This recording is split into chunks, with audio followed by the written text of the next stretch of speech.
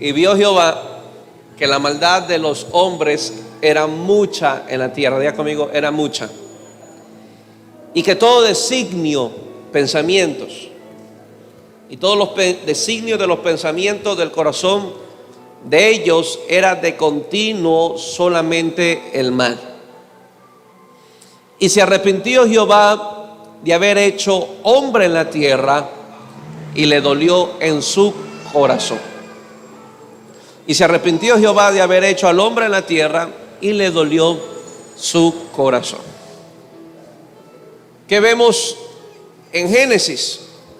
Vemos a un Dios que está pendiente del avance de la tierra, de su creación, de los hijos.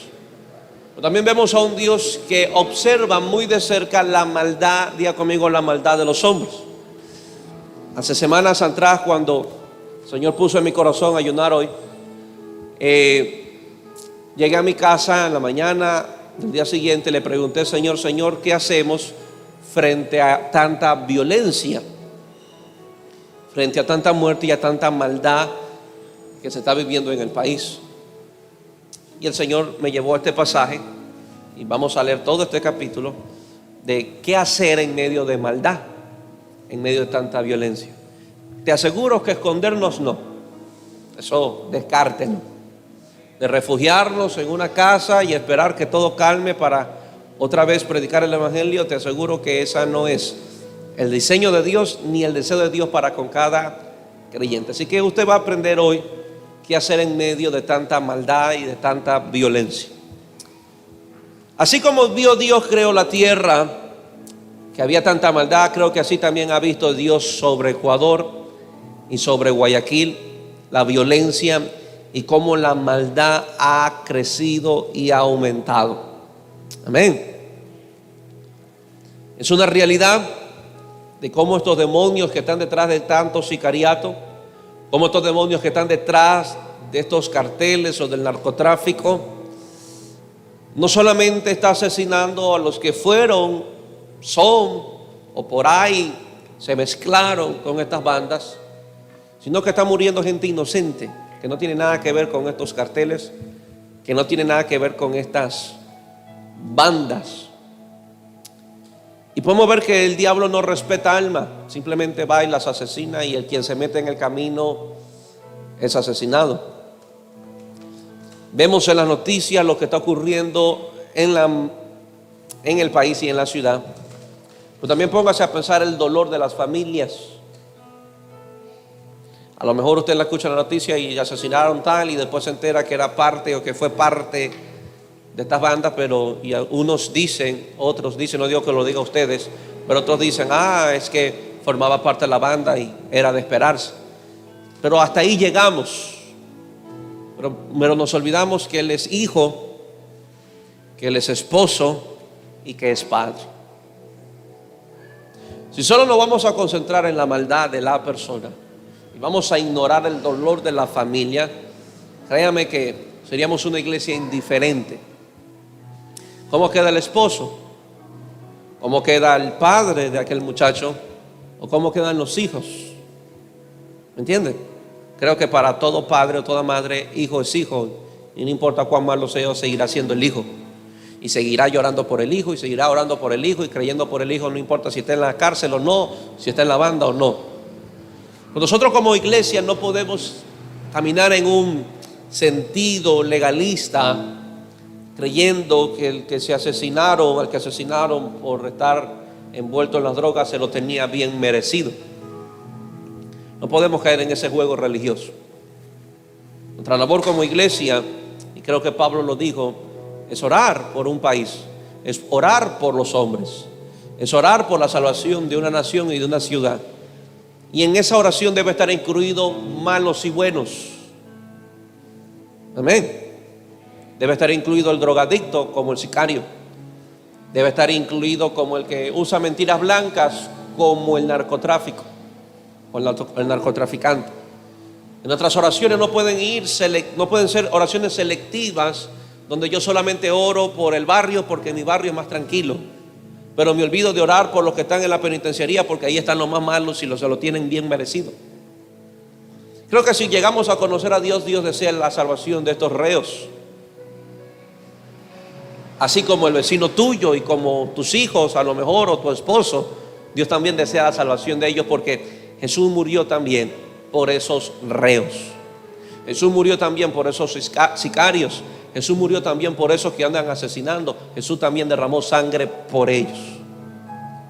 No le vamos a desear la muerte, porque nuestra lucha no es contra carne y sangre, pero sí vamos a contrarrestar estos principados que están detrás de estos asesinatos, estos demonios que están controlando al ser humano para asesinarse entre sí.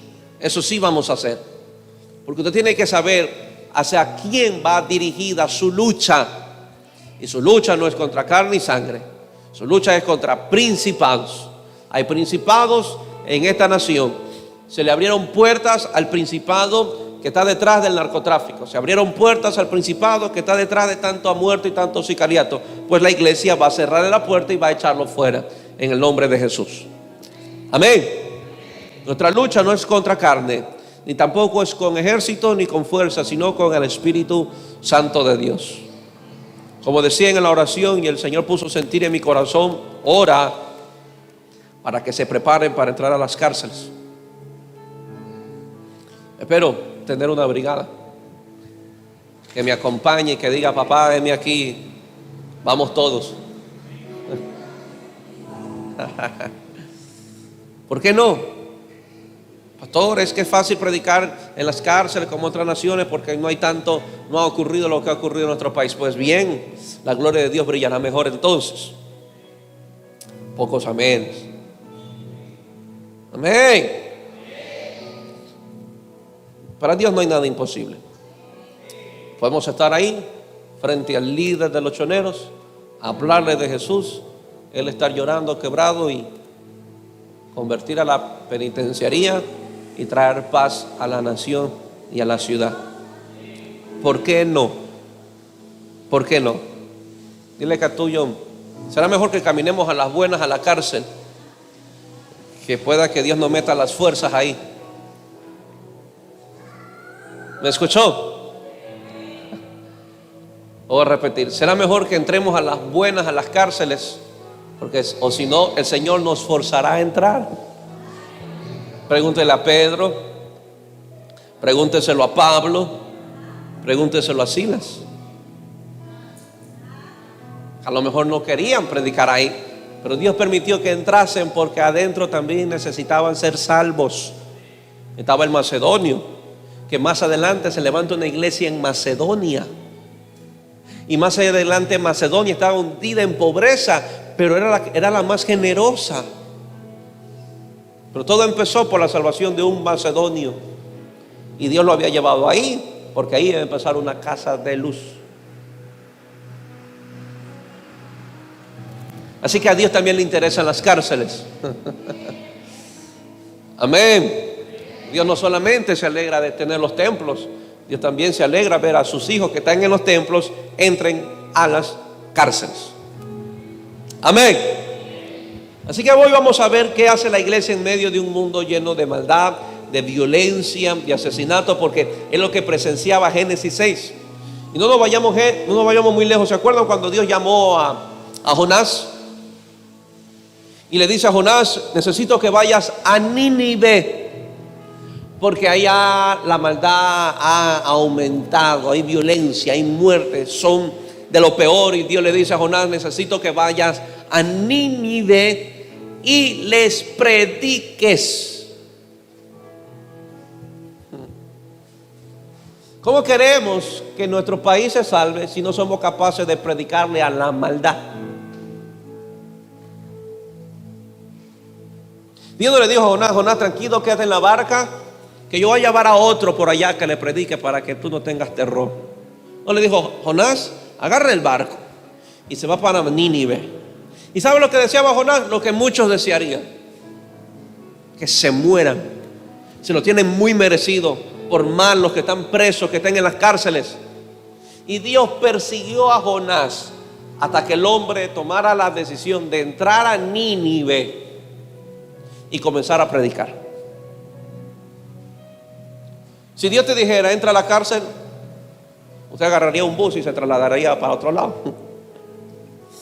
Pues qué si de repente agarra una ballena y lo come y lo vomita en la penitenciaría. Amén. Dile que a todo lo tuyo, la solución para tanta maldad y tanta violencia es predicar en ese territorio. A lo mejor no saque amenes porque será duro de tragar el mensaje, pero es lo que el Señor nos muestra y nos revela. ¿Cómo queremos salvar al drogadicto si no hay quien le predique al drogadicto?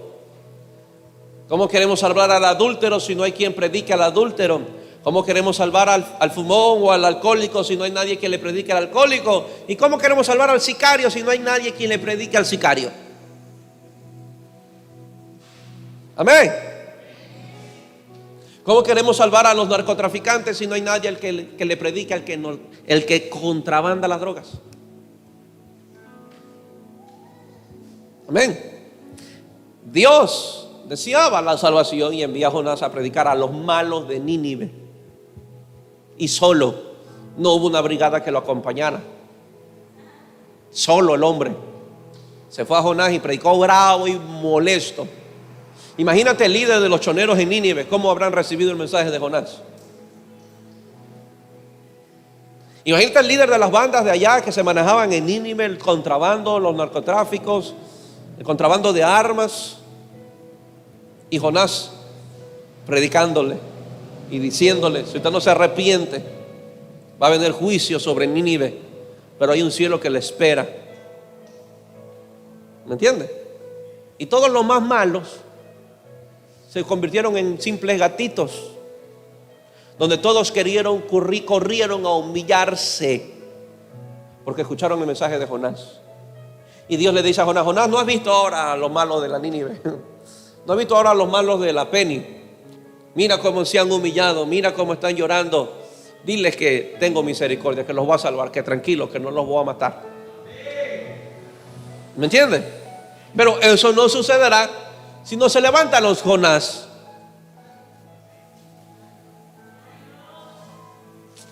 Todo el mundo quiere ser Elías, todo el mundo quiere ser Moisés, todo el mundo quiere ser Juan el Bautista, pero nadie quiere ser Jonás. Amén. Bien.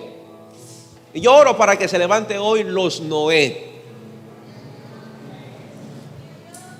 porque dice que el día de nuestro Señor será como en los días ¿de quién? O sea que cuando el Señor venga, Él se va a encontrar con muchos Noé sobre la tierra. Amén. Sí, pastor, yo quiero ser un Noé porque él construye arcas. No, ya va a ver quién era Noé. Noé no era un simple constructor de arcas. Usted va a conocer a Noé hoy. Amén. El Señor me decía que en medio de un mundo lleno de maldad, la iglesia no puede ser contaminada con la soberbia que en el mundo se practica. La soberbia de quién es más poderoso, la soberbia de quién tiene más influencia, la soberbia que tiene más territorio, porque toda esta pelea entre bandas no es otra cosa que la soberbia entre los líderes, de quién tiene más territorio, de quién tiene más influencia, de quién tiene la banda más grande, de quiénes son los más fuertes, si los choneros o los los Latin King o lo que sea. Hay una pelea entre soberbios, quién es lo más grande, quién es lo más fuerte, lo más poderoso. Y me decía el Señor, la iglesia no puede caer en el mismo juego. No puede caer porque ya ha caído y no tiene que seguir cayendo la iglesia en el mismo juego.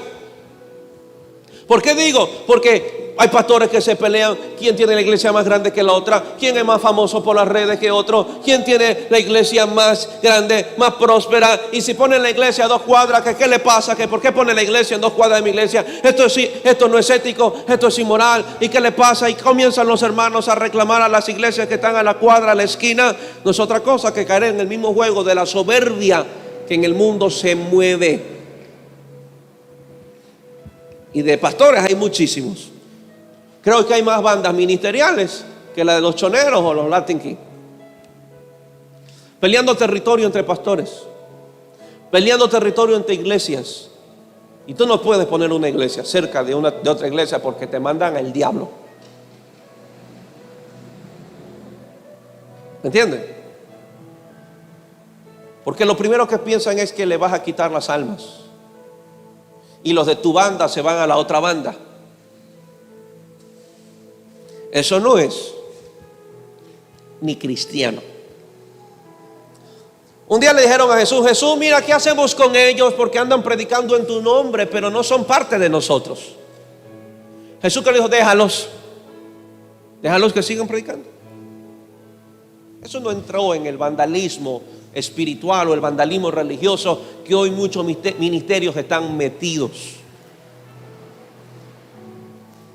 Si usted quiere competir con tu líder de esta iglesia, tú entraste en un vandalismo religioso. Si tú andas cuidando los tuyos porque no quieren y no quieres exponerlo ante la gracia de otro líder, porque tienes miedo que amen más a la gracia de otro líder que a ti mismo, tú entras en un vandalismo religioso. Es que no les digo que se acerquen mucho a la líder Raquel, porque yo sé que Raquel los va a ayudar y a formar, porque ha aprendido muchísimo, y mejor los privo y que solamente se escriban conmigo, porque no quiero que se expongan a la líder Raquel, o no quiero que se expongan a la líder Lady, o no quiero que se expongan a la líder tal fulano, porque después mi gente comienza a verlo más a ellos que a mí. Entonces entró un vandalismo religioso, peleando territorios, porque tiene miedo que su gente aprecie la gracia de otro líder. Eso puede ocurrir dentro de la misma iglesia. Bandas. Nadie va a decir que tiene celos de un líder, nadie. Pero todas sus acciones demostrarán los celos y la competencia que entran entre líderes. Amén. ¿Está listo? ¿Qué departamento o qué líder de departamento le ha pedido a otro líder que lo ayude con una palabra y le ministre a su departamento? Usted es el único Dios de su departamento.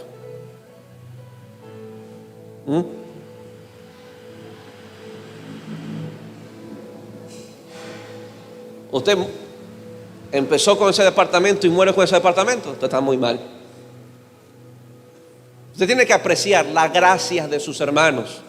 Y aunque tenga otro líder una gracia que a lo mejor usted no la tiene, la puede usar para fortalecer su departamento. Pero no entrar en competencia. ¿Y qué me va a enseñar? Pues te va a enseñar lo que a ti te hace falta. Amén.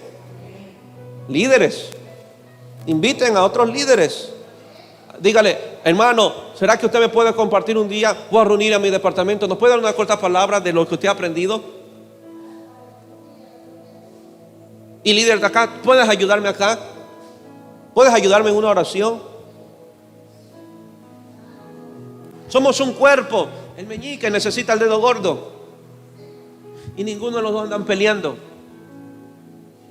Quítale el dedo pequeño del pie y vas a ver cómo caminas desbalanceado.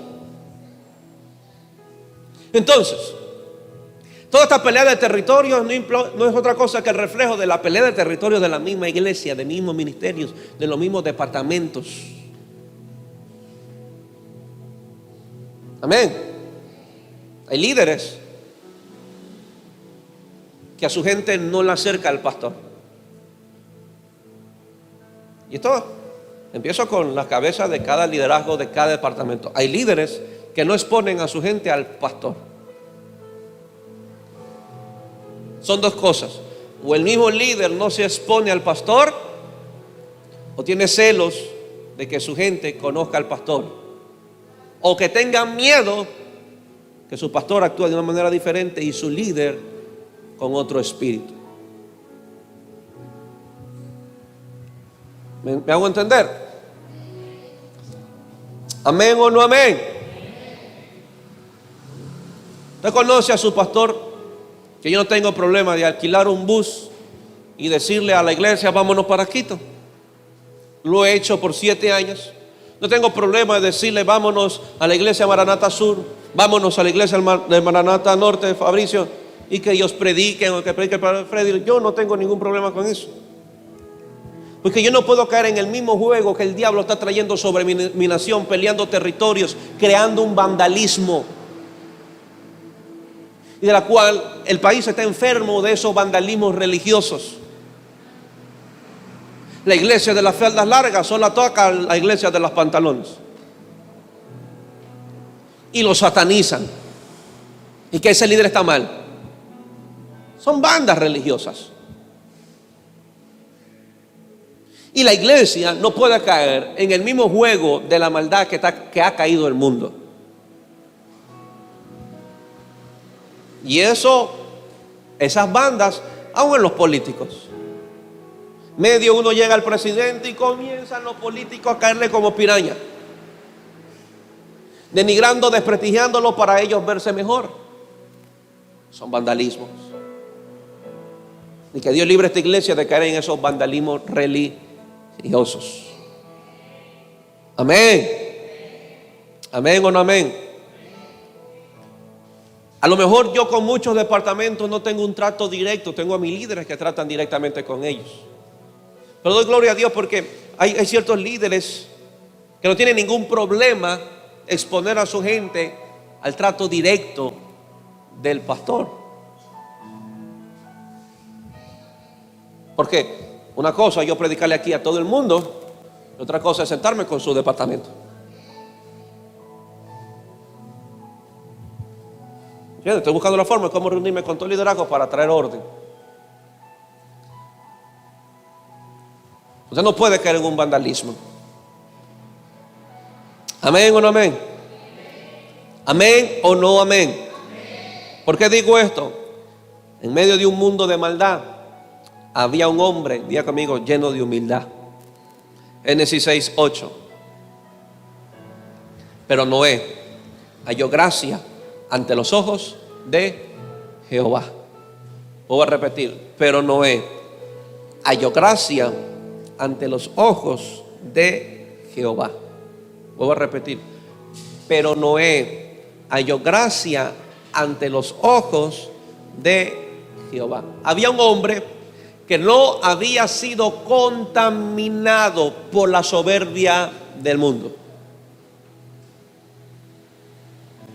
Y debe haber una iglesia que no se contamine con la soberbia de este país, sino que en medio de maldad, dile que a tuyo sí se puede mantener humilde. Porque solo la humildad la que desata la gracia de Dios. Y si Dios vio con gracia a Noé, es porque Noé era un hombre, diga conmigo, humilde. Diga conmigo, un hombre sencillo. Diga conmigo, un hombre libre de arrogancia.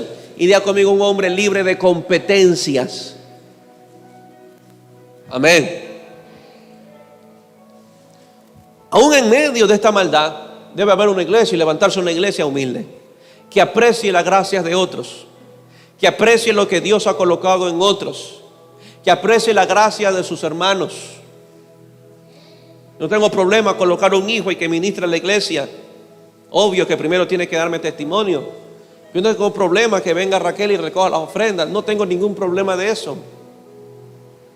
Hay gracias que Dios coloca sobre cada uno de ustedes y las necesitamos.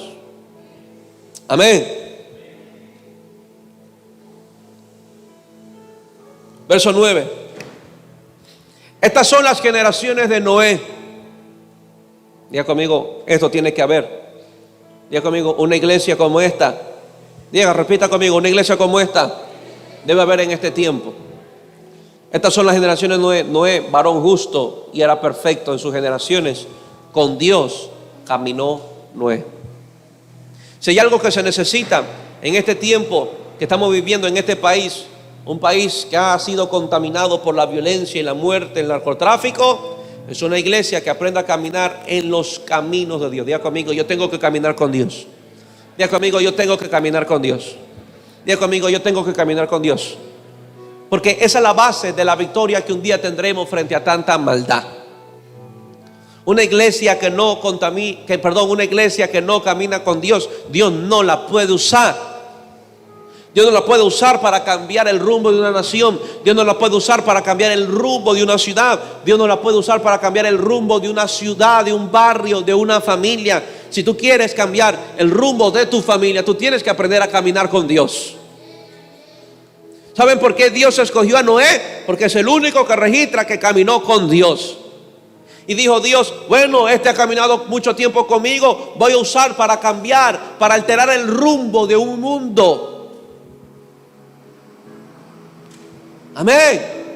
O sea, Dios no se buscó a cualquiera. Dios no se buscó a alguien que andaba por ahí. Dios buscó a alguien que caminaba con Él. Buscó a Noé, un hombre que lo llama la Biblia justo y perfecto entre todas sus generaciones. O sea que entre todas sus generaciones era el más consagrado. Entre todas sus generaciones marcaba la diferencia. Y si Dios te escogió a ti, de tu familia, para que tú seas la diferencia. Porque con los que hacen la diferencia son los que con Dios trabajan para alterar el rumbo de sus generaciones. Dios me llamó de entre mi generación para alterar el rumbo de las generaciones que están por venir. ¿Me entiende? Y Dios está buscando una iglesia diferente a las demás iglesias. No me escuchó. Y eso deben escucharlo muy bien los pastores. Dios busca una iglesia que es diferente a las otras iglesias. Porque hay iglesias que lo único que están interesados es en el sobre, que en la persona que dio el sobre. Hay muchas iglesias que traen en una competencia de territorios. Aquí no te acerques, aquí está prohibido, esta zona me pertenece. Y si tú invades el territorio de un líder que contrabanda el evangelio, espérate para darte los plomazos a punta de Biblia. Porque tú no puedes entrar a sus territorios porque empiezan el tiroteo de palabras. Empiezan las rencillas. Yo sé que es eso porque a mí me tiraron no sé cuántos plomazos de palabras. Porque no sabía que ese territorio ya estaba marcado por un pastor. Amén. Tú no puedes hacer eso. Tenemos que ser perfectos, caminar con Dios. Aunque hayan 1000 iglesias, ser la iglesia que camine con Dios. No todas las iglesias, lamentablemente, no todas las iglesias son las iglesias del Señor. No todas las iglesias Jesús las ha levantado. No todas las iglesias el Espíritu Santo las ha edificado. No todas las iglesias. Muchas iglesias han sido contaminadas por el espíritu del mundo. Han sido contaminados de soberbia, de orgullo, de arrogancia.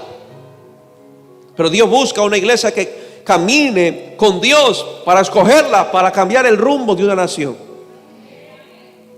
Dile que tuyo, Dios te llamó a ti para que alteres el rumbo de tu generación. Amén. Usted conoce a mi papá, ¿no? Ahí donde usted lo ve. Era contrabandista de armas. No parecen. Es que Dios hace los cambios. Mi linaje, mis apellidos que vienen de mis padres y generaciones pasadas, no tenían nada bueno que ofrecer. Pero puedo ver cómo Dios en su misericordia me saca de ahí para alterar el rumbo de las generaciones que están por llegar. ¿Entiende? Y usted debe sentirse honrado de que entre su generación a usted lo tomó. Lo tomó para que usted camine con Dios, para que usted lo busque y usted altere el destino de las generaciones que están por venir. Dice que Él era perfecto entre todas sus generaciones. Diga conmigo, yo sé que no le va a gustar a muchos, diga conmigo, se desligó de sus familias. Hizo la diferencia entre sus familias. Y diga conmigo, no bailaba la misma música que su familia. Amén. Y eso genera controversia familiar. Que tú ya no estás con nosotros, que ya solo pasas en la iglesia, que esto y que el otro, ya te olvidas de esto, ya te olvidas de lo otro. Dile que Dios te llamó para hacer la diferencia entre las generaciones. Amén. Génesis 6:11. Vamos al verso 11.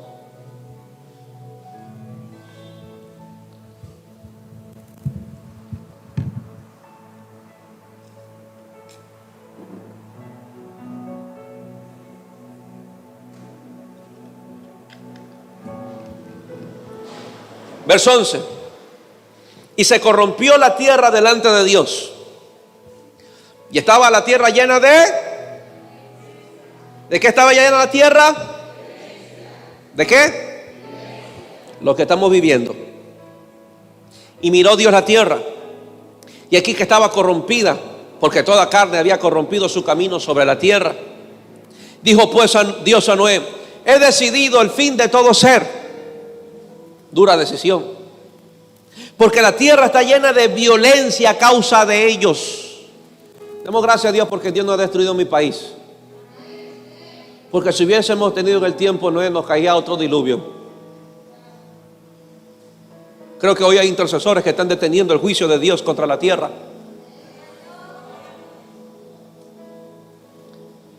He decidido el fin de todo ser, porque la tierra está llena de violencia a causa de ellos. Y aquí que yo los destruiré con la tierra. Hazte un arca de madera de gofer. Harás aposentos en el arca y la calafatearás con brea por dentro y por fuera. Ahora, aquí hay unos detalles que se esconden, pero el hecho de que se escondan no indica que no hayan existido. Dios mira la tierra y la ve toda corrompida, sucia de maldad, y Dios dice: estoy arrepentido, voy a destruirla a todos con la tierra porque ya estoy harto de su violencia. Y Dios les dice: Noé, prepárate un arca. Diga conmigo: un arca. Diga conmigo: un arca. Vámonos ahora a 2 de Pedro 2:5. Vamos a ver qué nos dice la Biblia de Noé. 2 de Pedro 2:5. ¿Estás listo ya? Y si no perdonó al mundo antiguo, sino que guardó ¿a quién? ¿Y cómo le llama? ¿Cómo lo llaman? Lo llaman constructor de arcas. ¿Cómo lo llama el Señor? Constructor de arcas. Con otras 7 personas, trayendo el diluvio sobre el mundo de los impíos. Esta expresión no está en Génesis. En Génesis solamente nos revela que Dios ve la maldad y enseguida le dice Dios a Noé: Noé, necesito que me hagas un arca, porque voy a traer un diluvio sobre la tierra y voy a destruir la maldad sobre la tierra. Pero Pedro nos dice que Noé era el hombre, el pregonero de justicia. Ya conmigo: pregonero de justicia. Hoy cuando escuchamos a Noé, lo primero que se nos viene en la mente es el que construyó el arca. Hoy cuando nos mencionan a Noé, lo primero que se nos viene a la mente es el gran diluvio. Pero cuando escuchamos Noé, no conocemos estas partes. Noé, que era un pregonero de justicia, y la Biblia lo llama a él como pregonero de justicia. O sea, ¿qué hacía Noé en medio de un mundo de maldad?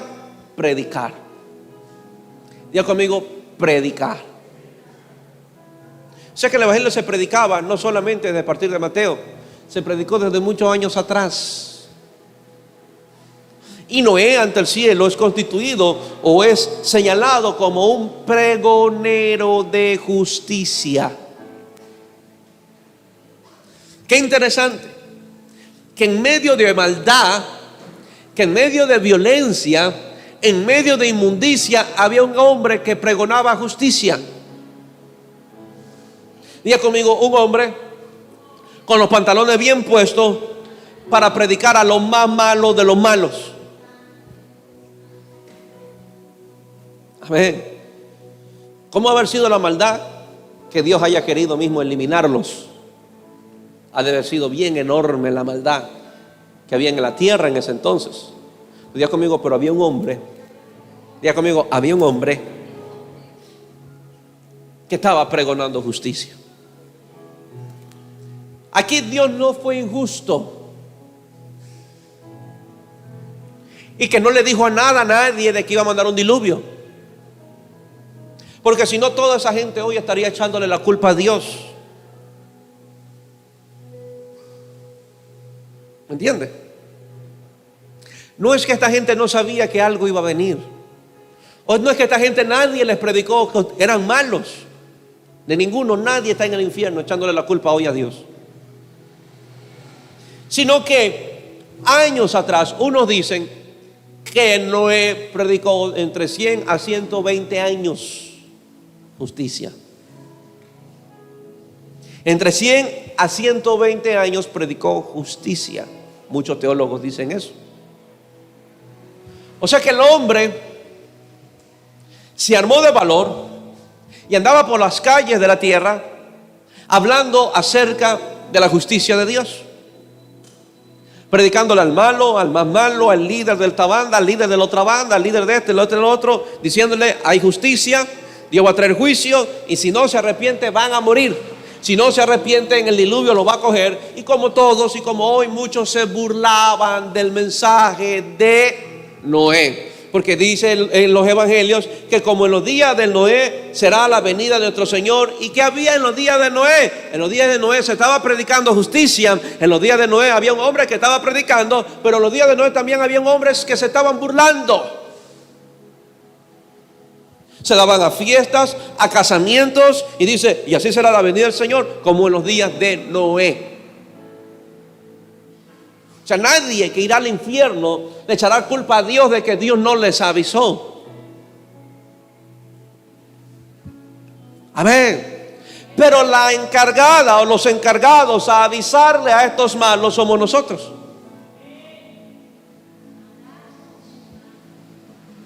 Somos nosotros los llamados a pregonarles justicia, a decirles que si no se arrepiente hay un infierno que les espera, pero hay un cielo que también les espera si doblan su corazón ante el Señor. Una vida nueva, un cielo nuevo. Amén. Diga conmigo, los pregoneros de justicia se tienen que levantar en este tiempo de violencia. Amén. Dile que tuyo, Noé no estaba encerrado en su casa viendo Netflix. Él estaba pregonando justicia a lo más malo. Yo imagino a Noé con la camiseta blanca y el camuflado, diciéndole: Cristo viene ya. Verso 17. Y aquí que yo traigo un diluvio, ya conmigo, juicio, de agua sobre la tierra, para destruir toda carne en que haya espíritu de vida debajo del cielo, y todo lo que hay en la tierra morirá. Mas estableceré mi pacto contigo. Mira, mi pacto contigo. Y entrarás en el arca tú, tus hijos, tu mujer y las mujeres de tus hijos contigo. Ven. Y conmigo, el arca es el prototipo de la iglesia. Si se da cuenta que el arca era enorme, yo no creo que Dios haya pensado en primera instancia salvar a los animales, porque Jesús no vino en forma de perro. Esa tremenda arca, el diseño de Dios o el deseo de Dios fue salvar la humanidad, que creyeran en el mensaje de Jonás. Pero en vista que no creían, trepó a los animales. ¿Y sabes cómo los trepó? ¿Sabes cómo los trepó? De dos. Diga conmigo, macho y hembra. Diga conmigo, macho y hembra. Porque son los dos la base de la reproducción de una especie. ¿Ven? ¿Está entendiendo? O sea, no, Dios nos dijo, bueno, agarrar solo al perro, al macho y trépalo a la barca y que la hembra quede afuera llorando. Lega tuyo, ese no fue el diseño de Dios. Y le sigo probando. ¿Y qué Dios después le dice a Noé? Bueno, haré un pacto contigo, con tu mujer, con tus hijos y las mujeres de tus hijos. Dile a tuyo que nunca se te olvide que el pacto de Dios es con la familia. Y conmigo, con la familia. El deseo de Dios es que entre en el arca el macho y la hembra. ¿Ven? No es que entre el macho y la hembra se vaya, o que entre la hembra y el macho se vaya. Es el deseo de Dios. Dile que a tuyo que esté tu esposo y tu esposa. Ya conmigo, el deseo de Dios es que tu familia esté en el arca.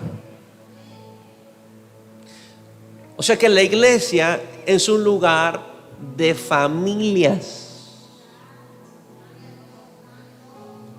Vamos a repetir. La iglesia es un lugar de familias. La iglesia no es un lugar de divorciados. Y no echamos fuera a los divorciados.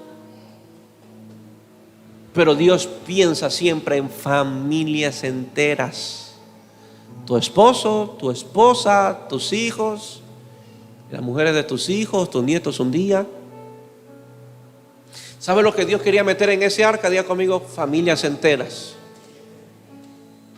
Yo creo que Dios iba a meter a los animales, porque si iba a salvar a la familia, ¿cómo iban a comer mañana?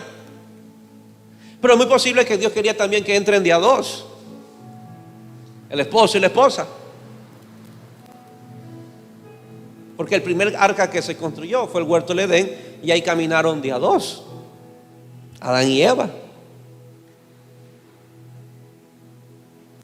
Amén.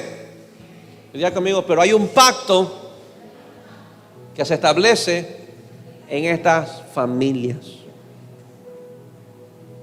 Dile que a tuyo, cuando tú vas al altar, tú haces un pacto. Y Dios bendice ese pacto. Dios no bendice el rompimiento de un pacto. Y eso ténganlo muy claro. Dios bendice un pacto, no el rompimiento de un pacto. Amén.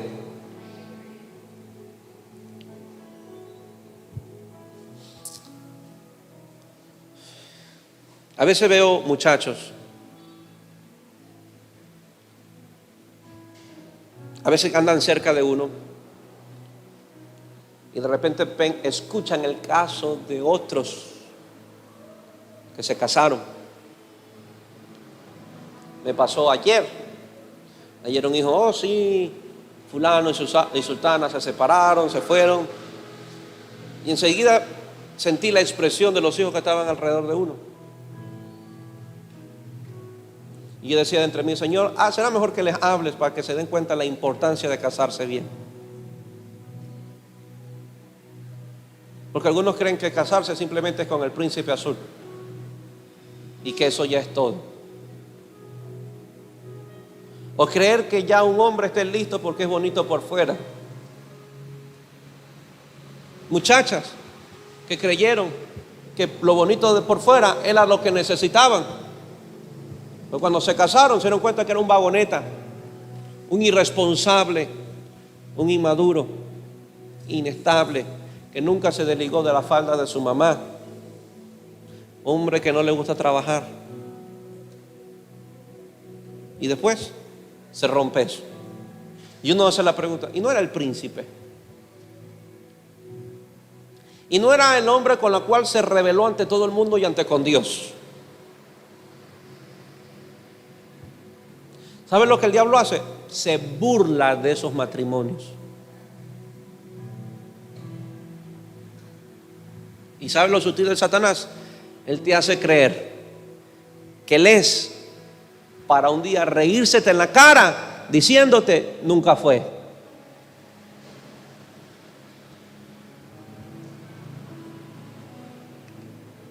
Amén. Así que usted tiene, jovencito que está aquí, aprovechar que hay jóvenes. No se case porque usted cree que él es o que ella es. Cásese porque Dios le dijo. Amén. Usted solo exponga sus peticiones al Señor. Usted no las ande buscando. Amén.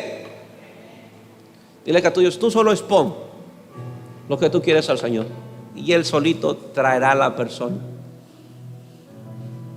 Amén. Amén o no amén. Vuelvo a repetir, Dios bendice un pacto. Yo respeto mucho a los que andan casados y creen que pueden vivir en su matrimonio sin la bendición de un pacto. ¿Será que por eso a ver si se hubiesen evitado tantos problemas en el matrimonio?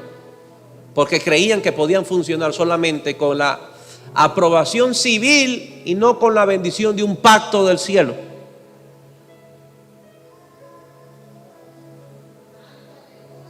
Amén.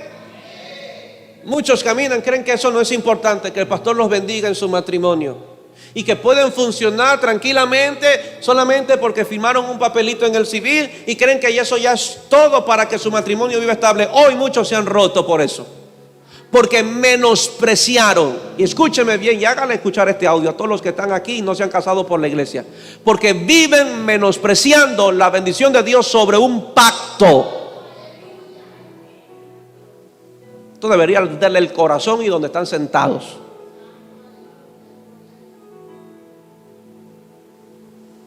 Amén. Amén.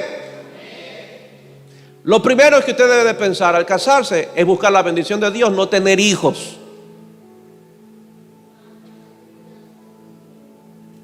Ni no irse con el hombre o con la muchacha lejos de sus padres. Su primera opción al momento de ya escoger a la persona para usted es casarse por la iglesia y por el civil. Y si no hay plata, no se enamore y no se case. Porque Dios siempre da provisión para un pacto. Y si usted no tiene dinero, ¿qué reconcholizarse entusiasmando a la muchacha si no tiene plata ni para casarse? ¿No le parece entonces que abandone eso y no se casa hasta que tenga plata para ofrecerle algo a la señora? Y que Dios pueda bendecir su pacto. Ay, es que él me gusta, me va a casar por la iglesia y no tienen plata después, dije para el anillo. Y que no tienen plata, dije después para la iglesia. Con todo respeto, Dios bendice un pacto.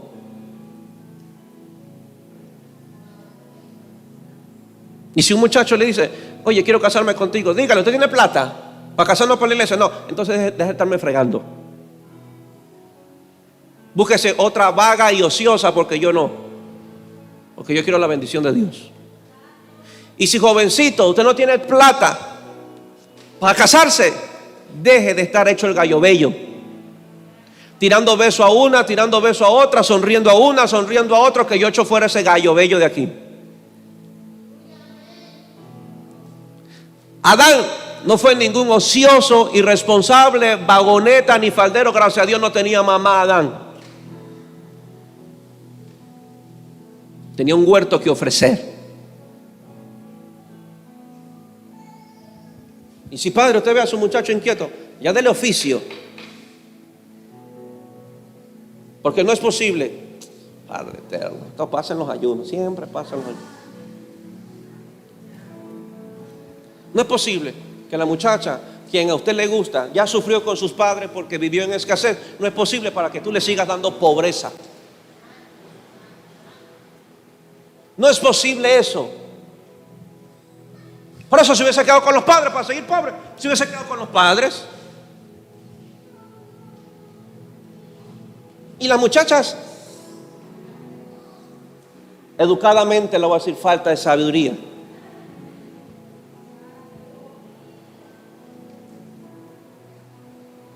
Usted no come a punta de te amo y se llena la barriga en la mañana.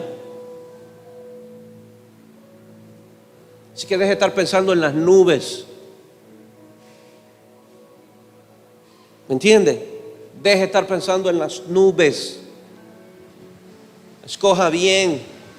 Para casarse, usted necesita una intervención divina.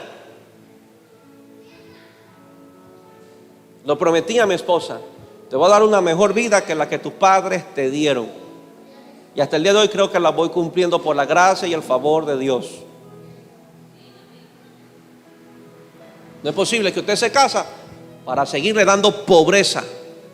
Y peor aún, jovencita que está aquí, escúchame, como quisiera jalarle la oreja a algunas. Y a algunos también.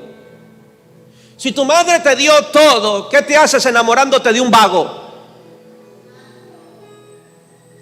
Si tu madre te dio provisión, ¿qué haces enamorándote de un vago y ocioso? No le hagas dar más coraje a tu madre.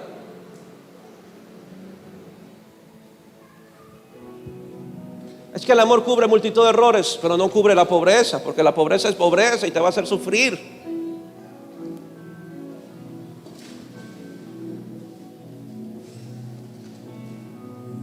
Pastor, ¿por qué usted se ensaña con los matrimonios? Porque es tan de importante como recibir a Jesús en el corazón. Porque tu matrimonio puede frustrar tu amor y servicio a Dios. Si tu matrimonio se quiebra, puede frustrar tu entrega al Señor.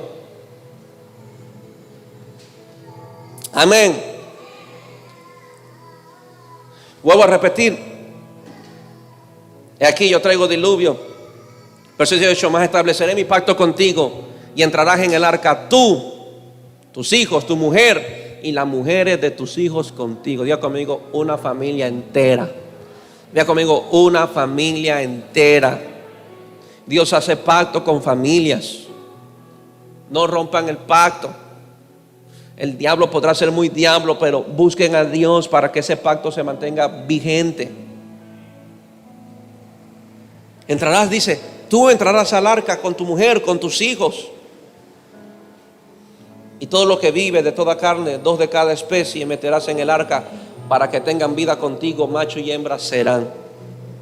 Amén. Amén.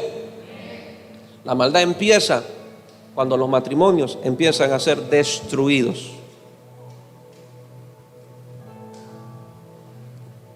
Madres que abandonaron hijos por conseguirse un marido y esos hijos se convirtieron en los próximos drogadictos.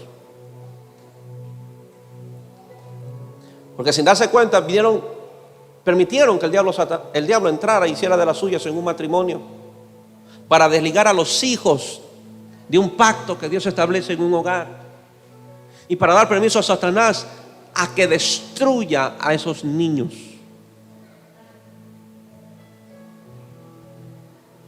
Amén. Escúcheme, padres, jóvenes que están aquí. Dios desea que usted camine en prosperidad. Padres, Dios desea que usted camine en prosperidad. Porque si no, sus hijos tendrán que salir a las calles a buscar lo que usted nunca les dio. Si no les dio amor, buscarán afuera. Y si no les dio provisión, la buscarán afuera. Todo este problema social que hoy tenemos, de maldad, de violencia, de sicario, de asaltantes, de ladrones, es por esa sencilla razón: falta de amor, falta de provisión. Falta de amor, falta de provisión. No es pecado que usted sea próspero. No es pecado que usted sea bendito. No es pecado que sus hijos estudien en el mejor colegio. No es pecado. No es pecado que usted maneje un carro del año. No es pecado. No es pecado que usted viva en un buen barrio, en una buena ciudadela. No es pecado. No es pecado que usted se compre una casa en la playa. No es pecado. No es pecado que usted viva en San Borondón. No es pecado. Si los padres suplieran como Dios desea, nuestros hijos vivirían seguros sin necesidad de buscar nada afuera. ¿Saben por qué digo esto? Porque el Dios de Noé proveyó para toda la familia. Mire, verso 21. Y toma contigo de todo alimento que se come y almacénalo, y servirá de sustento para ti y para ellos. ¿Sabe lo que Dios le está diciendo a Noé? Noé, en el arca tú tendrás provisión para toda tu familia. Ya conmigo, tendré provisión para toda mi familia. Hay gente que piensa que pueden prosperar afuera sin Dios y no se dan cuenta que Dios ha provisto todo dentro del arca. Diga conmigo, Dios ha provisto lo que yo necesito y está dentro del arca. Diga conmigo, en el arca encuentro lo que yo necesito, encuentro mi provisión, encuentro mi sustento. En el arca Dios nos bendice, Dios nos prospera. Dile que a tu Dios nos va a prosperar. Qué interesante que en un mundo lleno de maldad, Dios tenía un arca próspera, bendita, sostenible para toda una familia. Puede haber maldad, corrupción, pero en la iglesia Dios va a proveer a sus hijos, Dios va a proveer a la iglesia y lo va a sostener. Te va a sostener. Es imposible que usted crea que puede prosperar afuera y dentro de la iglesia sirviendo a Dios no puede prosperar. Usted niega la Biblia.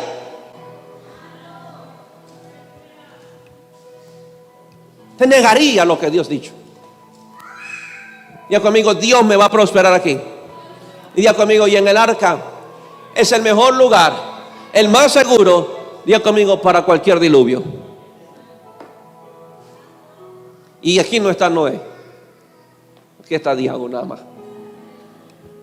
Amén. ¿Qué encontramos?